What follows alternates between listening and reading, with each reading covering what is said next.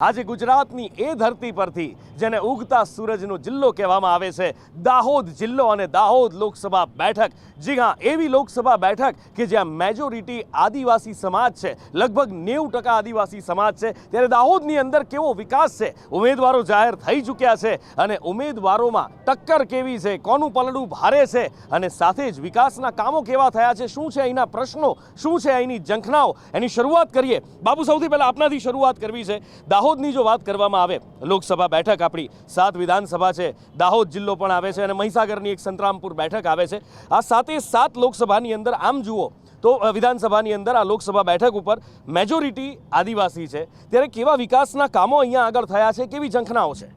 સાહેબ, અત્યારે વિકાસની વાત કરીએ તો છેલ્લા 10 વર્ષથી અમારે લોકસભા સાંસદ શ્રી જસવંતસિંહ ભાભોર સાહેબ છે અને ઘણા બધા 10 વર્ષની અંદર વિકાસના કામો થયા છે। આપ રસ્તાઓ જોઈ લો, અત્યારે 62 કિલોમીટર સુધીનો એરિયો જે ફાટક મુક્ત કરવામાં આવ્યો છે, 3 મોટા બ્રિજ બનાવવામાં આવ્યા છે। પહેલાં આપણે મેઘનગર યા થાંદલા જતા હતા તો આપણે 45 કિલોમીટર ફરીને જવું પડતું હતું, અત્યારે 11 કિલોમીટરની અંદર ટાંડા બ્રિજ પર થઈને માણસ જઈ શકે છે। બોરડીનો બ્રિજ જેનું ઉદ્ઘાટન અત્યારે જ કરવામાં આવ્યું છે, લીમખેડા અને પીપલોદની વચ્ચેનો જે બ્રિજ હતો એનું ઉદ્ઘાટન પણ થઈ ગયું છે। એટલે વિકાસના કામો તો ખૂબ થયા છે। અત્યારે નળ સે જળ યોજનાની અંદર ઘરે ઘરે પાણી મળે છે, ખેડૂતોને પણ એટલો બધો ફાયદો થયો છે કે હાપેશ્વર ડેમનું પાણી તળાવની અંદર નાખી અને દરેક ગામની અંદર ખેડૂતોને પાણી મળતું થયું છે। એટલે આ વખતે હું ચોક્કસ કહીશ કે દર વર્ષ કરતાં પણ વધારે લીડથી અમારા સાંસદ શ્રી જસવંતસિંહ ભાભોર સાહેબ જીતશે। ઓકે, જસવંતસિંહ ભાભોરની જીતનો વિશ્વાસ વ્યક્ત કરવામાં આવ્યો છે। સાથે જ વેપારીઓ પણ અહીંયા મોટી સંખ્યામાં આપણી સાથે જોડાયા છે, એમની સાથે વાત કરીએ। દાદા, અહીંયા આગળ આમ તો વિકાસ થયો છે પણ કેટલાક પ્રશ્નો પણ છે, શું છે? મોટામાં મોટો પ્રશ્ન આજે રોજગારીનો પ્રશ્ન છે। રોજગારીમાં અહીંની આદિવાસી પ્રજાને કામે બહાર જવું પડે છે, એટલે અમારા ધંધા ખાલી હોળી દિવાળી પૂરતા જ ચાલે છે, પછી ધંધા ઠપ પડી જાય છે। બીજું, અમારા જે ધંધા હતા એ પડી ભાંગ્યા છે અને વધારામાં સ્માર્ટ સિટીને અંતર્ગત અમારી 284 દુકાનો તોડી પાડવામાં આવી છે। એ અમને હજુ સુધી 9 મહિના થયા, એની અમને કોઈ વૈકલ્પિક વ્યવસ્થા મળી નથી। અમારી જસવંત સાહેબ ભાભોરને નમ્ર અરજ છે કે અમારી આ વૈકલ્પિક વ્યવસ્થા બને તેટલી વહેલી તકે કરી આપે અને 7 મઈ, આપણે ગુજરાતમાં 7 મઈ છે મતદાન, 7 મઈએ મતદાન થવાનું છે, 100% મતદાન કરવાનું છે અને મોદી સાહેબના હાથ મજબૂત કરવાના છે। આપણે જસવંત ભાભોર સાહેબના હાથ મજબૂત કરવાના છે। જય હિન્દ। જસવંત ભાભોરના હાથ મજબૂત કરવાની વાત કરે છે। બીજી બાજુ અહીંયા આગળ એક રોજગારીના પ્રશ્નની પણ વાત થઈ રહી છે, તો બહાર જવું પડે છે લોકોને, આખરે શું કારણ? છેલ્લા 10 વર્ષની અંદર અહીંયા મોડલ સ્કૂલો, શિક્ષા ક્ષેત્રે એ લોકો ઉન્નત બને, સારા ભણે, સારી જગ્યાએ નોકરી મળે, એમને મજૂરી કરતાં સારી જગ્યાએ એમને પોતાના જીવનને વ્યાપન કરી શકે, એના પ્રયત્નો ચોક્કસ થયા છે ને અત્યારે જે સિમેન્સ કંપની અહીંયા દાહોદમાં ટૂંક સમયમાં ચાલુ થવાની છે, ત્યાં 11,700 વર્કરો ને લાભ મળવાનો છે। એટલે 11,700 વર્કરોને બાપુ અહીંયા લાભ મળવાનો છે, એટલે રોજગારીનો પ્રશ્ન છે એ હલ થવાનો છે। રેલવેનું કારખાનું પણ એક મેં આપણે જે જાહેરાત થઈ છે એ પ્રમાણે એનું કેટલે પહોંચ્યું, શું છે એનું? સાહેબ, સિમન્સ કંપની દ્વારા અત્યારે અહીં રેલવેના એન્જિન બનાવવામાં આવશે અને જર્મન કંપનીને આ કોન્ટ્રાક્ટ આપવામાં આવ્યો છે। જેમ અત્યારે અમારા ભૂદેવે કીધું એમ કે 11,700 એટલે કે 12,000 લોકોને, લોકલ લોકોને રોજગારી મળવાની છે અને આ વિકાસ પહેલાં પણ સાહેબ થઈ શકતો હતો। 2014 પછી કેમ 35 વર્ષ સોમજીભાઈ ડામોર સાંસદ તરીકે અહીં રહ્યા છે, તો તે વખત કેમ કામ ના થયું અને અત્યારે કેમ થાય છે? પણ અત્યારે રોજગારીની ઘણી બધી તકો ઊભી કરવામાં આવે છે। જીઆઈડીસી એરિયાનો વ્યાપ વધારવામાં આવ્યો છે, એટલે રોજગારીની નવી તકો અત્યારે ઊભી થઈ છે અને હવે લગભગ માઇગ્રેશન નહીં થાય। ઓકે, હવે માઇગ્રેશન નહીં થાય એવું કહેવામાં આવી રહ્યું છે। સાહેબ કંઈક કહેવા માંગે છે, એમની પાસે જઈએ। હાજી, આ વેપારીઓના પ્રશ્નોની બાબતે આપ વાત કરી રહ્યા હતા, જે ડિમોલિશનની કાકાએ વાત કરી, એ શું છે? એનું નિરાકરણ આવતું નથી, કારણ શું કારણ છે એનું? સાહેબ, એ કારણ હવે સમજમાં અમને પણ નથી આવતું। આજે 10-11 મહિના થઈ ગયા છતાં પણ અમને દુકાનો ફાળવવામાં આવતી નથી। અમે વારંવાર રજૂઆત કરીએ છીએ બધી જગ્યાએ, પણ અમને એવું કહેવામાં આવે છે કે તમારું કામ થઈ રહ્યું છે અને આ જે કામ થયું છે વેપારીઓ જોડે આ ખૂબ જ અન્યાય થયો છે અને વેપારીઓને ન્યાય મળે અને વહેલી તકે દુકાનો ફાળવવામાં આવે જેથી વેપારીઓના ઘર ચાલે, એમના બાળકોની ભણવાની ફીસ થાય, જેમને લોનો લીધી છે લોનોમાં બેંકોમાં હપ્તા ભરતા થાય.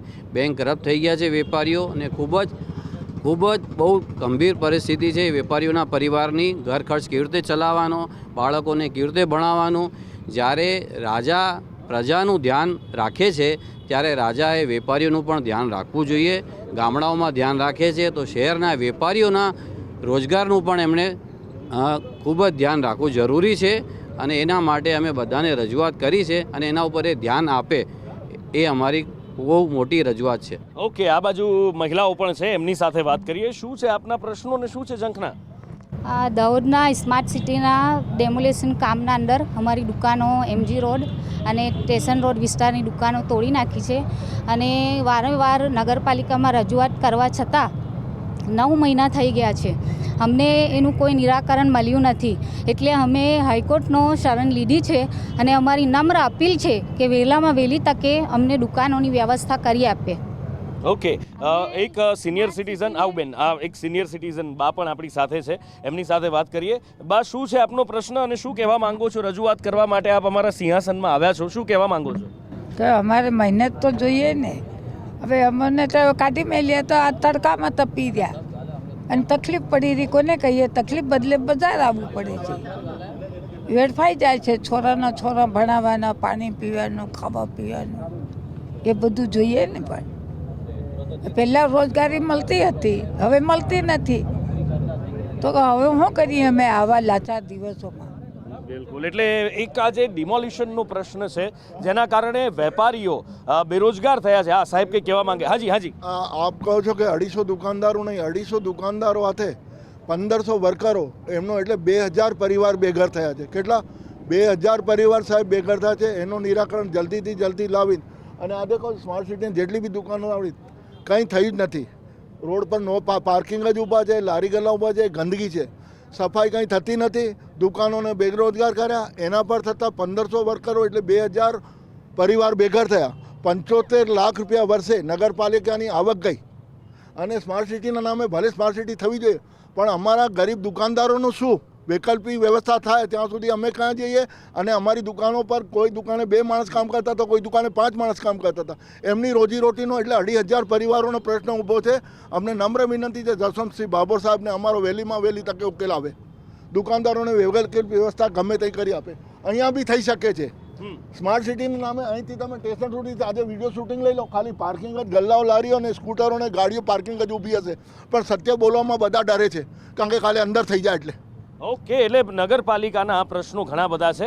મારી સાથે હેમલ છે, અમારા અહીંયા દાહોદ જિલ્લાના સંદેશ ન્યૂઝના પ્રતિનિધિ છે, અને એમની સાથે પણ વાત કરીએ, કારણ કે આ સ્થાનિક પ્રશ્નની તો વાત થઈ, પણ ચૂંટણી લોકસભાની છે એટલે સ્વાભાવિક રીતે એ પ્રશ્નોની પણ વાત કરવી પડે. આપણે જ્યારે 2022માં મળ્યા હતા અને આપણે જ્યારે ચર્ચા કરી હતી, નો ડાઉટ ફોર્મેટ જુદું હતું, નેતાઓ હતા, અત્યારે આપણે જનતા સાથે છીએ, કારણો જે પણ હોય, પણ વાત એ વખતે થઈ હતી ને એ વખતે મેં વાત કરી હતી કે જ્યારે ટ્રેનના પ્રશ્નોની વાત આ તે નીકળ્યું ત્યારે મેં કહ્યું હતું કે લોકસભાનો પ્રશ્ન છે, લોકસભાની અંદર વાત કરીશું. અને જેમને વચન આપ્યું હતું મેં ચર્ચા કરવાનું કે અમે જ્યારે આવીશું 24માં, એ નેતાઓ તો અત્યારે આપણી સાથે નથી, પણ એ ટ્રેન માટેની જે સમસ્યાઓ હતી કે પછી બીજા જે પ્રશ્નો હતા લોકસભાના, લોકોને વિદેશ જવું હોય, આ તે એની સુવિધાઓ, એ જે પ્રશ્નો હતા એના નિરાકરણ કેટલે પહોંચ્યા? ચોક્કસથી ઉપર જો દાહોદની વાત કરવામાં આવે તો દાહોદ અત્યારે ડેવલપિંગની અંદર હરણફાળ ભરી રહ્યું છે.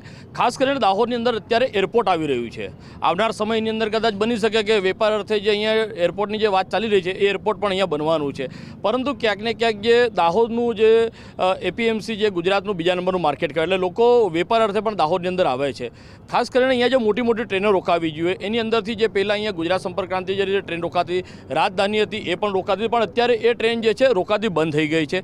ખાસ કરીને અહીંયા જે વંદે ભારત ટ્રેનનું સ્ટોપેજ પણ દાહોદને મળવું એ અતિ આવશ્યક છે. જ્યારે એરપોર્ટ મળી શકતું હોય તો જે મોટી મોટી ટ્રેનો છે તેનું પણ અહીંયા સ્ટોપેજ દાહોદને મળે તો વેપારની અંદર પણ દાહોદ જિલ્લો છે હરણફાળ ભરી શકે છે. બિલકુલ, એટલે ઇન્દોર છે અહીંયાથી ખૂબ નજીક છે, અને આમ જુઓ તો દાહોદ છે એ ત્રિભેટે ઊભું છે. ત્રિભેટે એટલા માટે કારણ કે અહીંયા રાજસ્થાન પણ છે અને અહીંયા આગળ મધ્યપ્રદેશની પણ બોર્ડર લાગે છે, ત્રિભેટે છે, એટલે ઘણી બધી ઓપોર્ચ્યુનિટીઝ પણ અહીંયા આગળ છે. સાહેબ સાથે વાત કરીએ કે એમનો પ્રશ્ન શું છે? મારો તો કોઈ પ્રશ્ન નથી. દાહોદમાં પ્રશ્નો હોય, દરેક ગામના પ્રશ્નો પોતપોતાના હોય, એ રીતે દાહોદના પણ પ્રશ્નો છે, પણ છેલ્લા 60 વર્ષમાં અમે નથી જોયું કે કોઈ પ્રશ્ન સોલ્વ થયા હોય, અને છેલ્લા 10 વર્ષમાં તમામ પ્રશ્નના ઓછે વત્તે અંશે સોલ્યુશન તો લાવે જ છે. એટલે આ ભાજપમાં અમને વિશ્વાસ છે. અને દાહોદની જો વાત કરીએ તો એક સરસ મજાની 2 પંક્તિઓથી વિરમું છું. નગરમાંથી જોત જોતામાં બની ગયું છે શહેર, નગરમાંથી જોત જોતામાં બની ગયું છે શહેર, કંઈ પણ હોય દોસ્ત દાહોદમાં છે મોજ મસ્તીને લહેર. क्या बात है, દાહોદમાં છે મોજ મસ્તીને લહેર. યુવાનો પણ આપણી સાથે છે. અહીંયા અમે જ્યાં પણ જતા હોઈએ છીએ, ચર્ચા કરતા હોઈએ છીએ, ત્યાં આગળ એક વાત આવતી હોય છે કે યુવાનોને રોજગારી નથી મળતી, યુવાનોને તકલીફ પડતી હોય છે અને યુવાનોને સંઘર્ષ કરવો પડતો હોય છે, ખાસ કરીને જે આદિવાસી વિસ્તારોની અંદર આદિવાસી બાહુલ્ય વિસ્તારો છે ત્યાં આગળ. અહીંયા આગળ કેવું યુવાનો માટે? એ તમે જે એમનું શરૂઆતની અંદર કીધું કે દાહોદ એ આદિવાસી બાહુમલ્યો ધરાવતો જિલ્લો છે, લગભગ 95% જેટલી આદિવાસી વસ્તી છે એની અંદર, ત્યારે અહીં સ્થળાંતરના માધ્યમથી પ્રાથમિક શિક્ષણથી લઈને કોલેજ શિક્ષણ સુધીનો ડ્રોપ આઉટ રેશિયો ઘણો વધી ગયો છે. જ્યારે અમુક કોલેજની બિલ્ડિંગ છે હજી પણ ભાડાની બિલ્ડિંગોમાં ચાલે છે. શું દાહોદની અંદર આવનાર જે પણ સરકાર રચા છે, જે સરકાર ચૂંટા છે, એણે શિક્ષણની તરફ એક વખત ધ્યાન આપવું જોઈએ. જો શિક્ષણ સારું થશે તો આપોઆપ સ્ટાર્ટઅપ ઇનોવેશન છે, આજે ગુજરાત સરકાર દ્વારા કેટલાક સ્ટાર્ટઅપ ઇનોવેશનનું કાર્ય શરૂ થઈ રહ્યું છે. તો દાહોદની અંદર પણ સ્ટાર્ટઅપ ઇનોવેશનને લઈને જાગૃતિ અવેરનેસ લાવવી જોઈએ. જનજાતિના છેવાડાના ગામડાના વિદ્યાર્થીઓ સુધી જે એજ્યુકેશન એને મળે, એના જોડે સ્ટાર્ટઅપ ઇનોવેશન સુધીનો આઈડિયા એના જોડે પહોંચે, અને દાહોદનો જનજાતિ સમાજનો વિદ્યાર્થી એ પોતે ભણતર લઈ અને પોતાનો સ્ટાર્ટઅપ શરૂ કરી અને દાહોદમાં રોજગારી લઈ શકે એવા અહીંયા ખૂબ જ જનજાતિ ક્ષેત્રના યુવા ટેલેન્ટેડ રહેલા છે. પણ એને ખરેખરની અંદર એને જોડે અવેરનેસ લાવવાની જરૂર છે. તો આવનાર દિવસોમાં જે સરકારી યોજના છે એ એમના સુધી પહોંચે, સ્ટાર્ટઅપ ઇનોવેશનનું કોઈ ક્યાંય સેન્ટર શરૂ થાય, સ્કિલ ડેવલપમેન્ટનું, અને જે કોલેજનો ડ્રોપ આઉટ, અત્યારે જે કોઈ સ્ટાર્ટઅપ ઇનોવેશન માટેનું કોઈ સેન્ટર કે સરકારની યોજનાઓ પહોંચાડનારા અધિકારીઓ કે એવું કોઈ જ નથી. ના, એવું કોઈ નથી. અને દાહોદની અંદર જ્યારે આપણે જોઈએ છીએ જનજાતિ ક્ષેત્ર છે, 95% જનજાતિ વસ્તીની વાત કરી છે, અને જનજાતિ ક્ષેત્રના યુવાનોની અંદર ઘણું બધું ટેલેન્ટ રહેલું છે. તમે જ્યારે ગામડાઓની અંદર જશો તો તમને એ ટેલેન્ટ જોવા પણ મળશે, પણ એમને ખરેખર એક જાગૃતિ લાવવાની જરૂર છે. એમનામાં આપણે જાગૃતિ લાવીશું. એ જ જનજાતિ સમાજનો વિદ્યાર્થી પોતાનો સ્ટાર્ટઅપ શરૂ કરી અને દાહોદનું નામ ભારતમાં ડંકો વગાડે એ પરિસ્થિતિ છે અહીંયા. પણ જાગૃતિ લાવવી જરૂરી છે. બિલકુલ, જાગૃતિ લાવવી જરૂરી છે. આ બાજુ ભાઈ છે કે કહેવા માંગે છે. હાજી સર, અમે એ જ કહેવા માંગીએ છીએ કે અમને જલ્દીથી જલ્દી વૈકલ્પિક વ્યવસ્થા આપે સરકારથી. અમને કોઈ એવું નથી, પણ જે વિનાશ કર્યું છે એના સાથે સાથે વિકાસ બી થવું જોઈએ. દર પર્સનના હિસાબે 300માં દુકાન તૂટી છે, એને ગુણ્યા 6 જ કરો, તમે વધારે ન કરો તો કેટલા માણસોનું બેરોજગાર થયું છે. એના હિસાબે અમને વ્યવસ્થા પણ આપો કે અમે અમારું રોજગાર આગળ વધારી શકીએ. વિકાસ કઈ રીતે થશે? અમે ધંધો કરીશું તો વિકાસ થશે, 4 માણસને કામ મળશે, 4 માણસને રોજગાર મળશે. અમારે કઈ રીતે ભણવાનું, છોકરાઓને ભણાવવાનું, આ મિનિમમ એક માણસનું 50,000 રૂપિયા ખર્ચું છે. નાની ફેમિલી કહું છું, મોટી ફેમિલી હોય તો લાખ રૂપિયા ખર્ચો છે. માણસ ક્યાંથી લાવશે? એ સરકાર જરા વિચારે ને અમને વૈકલ્પિક વ્યવસ્થા આપે તો અમે ફટાફટ અમારા ધંધા રોજગાર. આજે 10 વર્ષ પાછળ જતું રહ્યું દાહોદ, એમ જોવા જાવ તો તૂટી ગઈ. સાહેબ શું કહેવા માંગે છે? હા, દાહોદની હાલત આજે બહુ ગંભીર છે. વેપારીઓ પર એક બહુ હાફ તૂટી પડ્યું છે. વેપારીઓ માટે આજે 10 મહિના થઈ ગયા છે, કોઈ વ્યવસ્થા નથી થઈ દુકાનો માટે. આજે વેપારીઓના ઘરમાં હાલત એટલી ગંભીર બની ગઈ છે કે એમનું રોજગાર, ઘર ચલાવવું બહુ કાઠું થઈ ગયું છે. એમના છોકરાઓનું ફ્યુચર, એમનું ઘર ચલાવવા માટે આજે ક્યાંથી લાવવાનું? આજે અમને વાદા કર્યા હતા કે તમારું 2 મહિનામાં વ્યવસ્થા થઈ જશે, સોના કરતાં તમને ડાયમંડ મળશે. આજે એ ક્યાં છે? અમારે વેપારીઓ સાથે આટલો મોટો અન્યાય કેમ છે? અમારો એ જ પ્રશ્ન છે. અમારું જલ્દથી જલ્દ સરકારને અમારું એ જ નિવેદન છે, અમારું જલ્દથી જલ્દ અમારા વેપારીઓ માટે વ્યવસ્થા કરી જાય. બરાબર. એટલે સવાલ એ છે કે વેપારીઓ માટેની વ્યવસ્થા આખરે ક્યારે, એ સવાલ છે. પણ એની સાથે સાથે, હા દાદા પ્લીઝ આપની જગ્યાએ આપ આવી જાઓ આ બાજુ. હા, એની સાથે સાથે અહીંયા આગળ જ્યારે લોકસભાની આપણે ચર્ચા કરતા હોઈએ તો કેટલાક રાષ્ટ્રીય મુદ્દા અહીંયાના યુવાનો છે એ શું જોવે છે, શું વિચારે છે? કારણ કે અહીંયા લોકો, યુવાનો દરેકની જો વાત કરીએ તો રાષ્ટ્રીય જે મુદ્દાઓ છે, સરકારની કામગીરીને કેવી રીતે જોવે છે, જે સાંસદ છે એમને રિપીટ કરવામાં આવ્યા છે એ તો વાત છે જ, સામે કોંગ્રેસના ઉમેદવાર પ્રભાબેન છે, તો બંને વચ્ચે ફરક કેવી રીતે કરે છે, શું જોવે છે, રાષ્ટ્રીય મુદ્દાઓ કયા કયા ધ્યાને રાખે? રાષ્ટ્રીય મુદ્દામાં યુવાન અત્યારે પહેલાં તો શું છે, પોતાના પર આત્મનિર્ભરતા માટે એ પ્રયત્નશીલ હોય છે.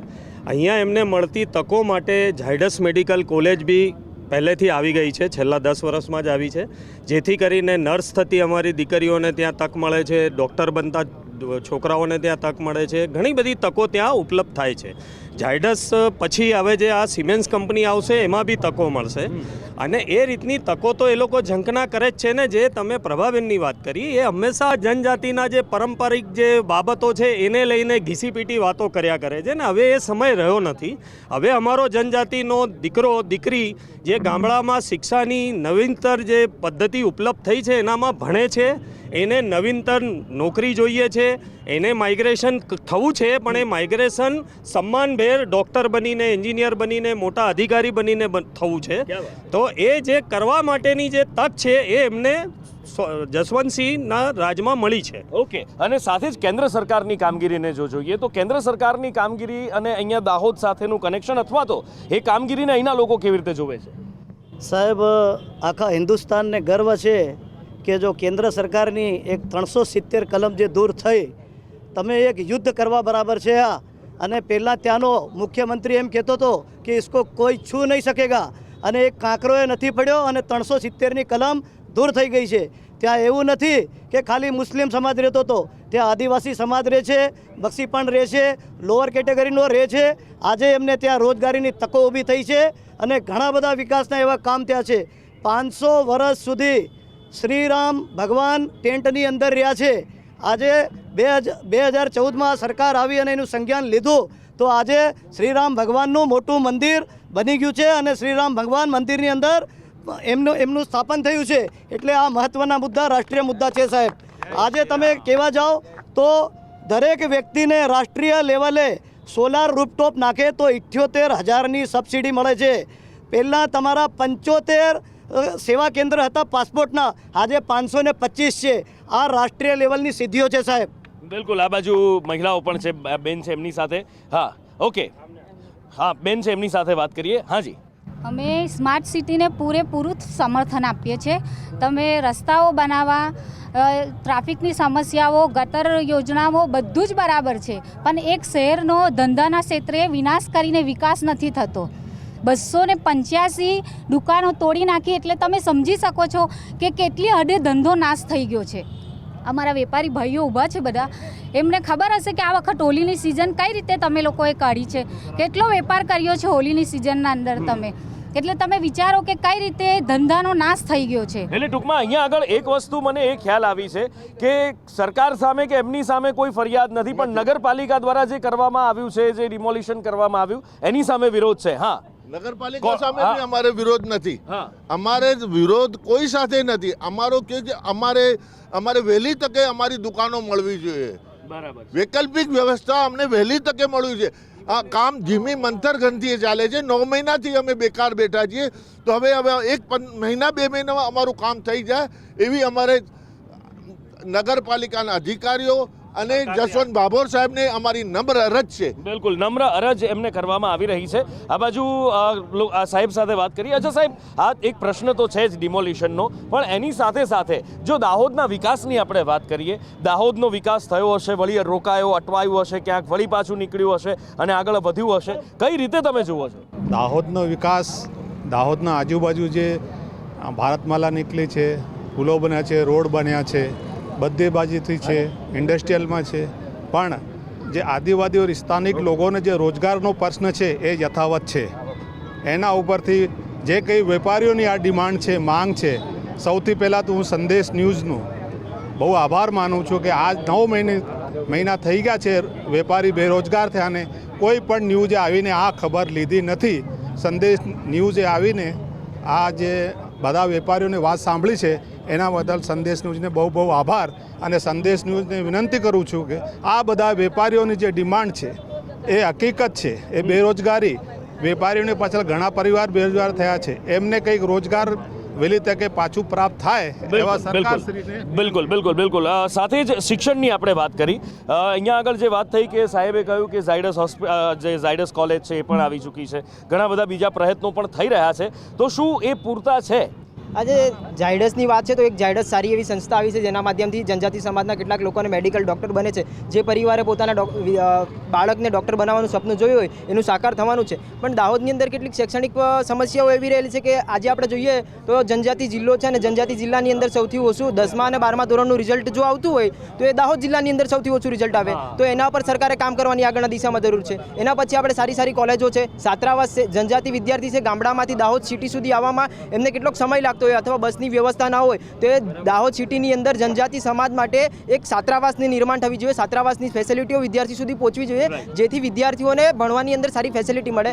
જેટલી જનજાતિ વિદ્યાર્થીઓ માટે છાત્રાવાસની નિર્માણ વધારે થશે અને થોડી સારી કોલેજો જેમ કે સાયન્સ કોલેજ છે, આર્ટ્સ કોલેજ છે, એન્જિનિયરિંગ કોલેજ છે, પણ સાથે MBAની કોલેજ છે, BSWની કોલેજ છે કે ફાર્મસીની કોલેજ છે જેવી કોલેજો પણ આજે અહીંયા આવવી જોઈએ દાહોદની અંદર અને શિક્ષણ સ્તર થોડું સુધરવું જોઈએ. બિલકુલ બિલકુલ. આ સાહેબ કંઈક કહેવા માંગે છે એમની પાસે જઈ. હાજી સાહેબ, એવું છે કે દાહોદ વિકાસના નામે તો બહુ આગળ વધ્યું છે પણ વેપારના નામે થોડુંક પાછળ થઈ ગયું છે, નબળું થઈ ગયું છે. અને અમને જે વૈકલ્પિક વ્યવસ્થા 2-3 મહિનામાં આપવાનું કીધું હતું એ બિલકુલ નકામું ગયું. અમારું કંઈક વૈકલ્પિક વ્યવસ્થા ફાસ્ટ કરી આપો કેમ કે 11-12 મહિના થવા આવ્યા હોય અમારે.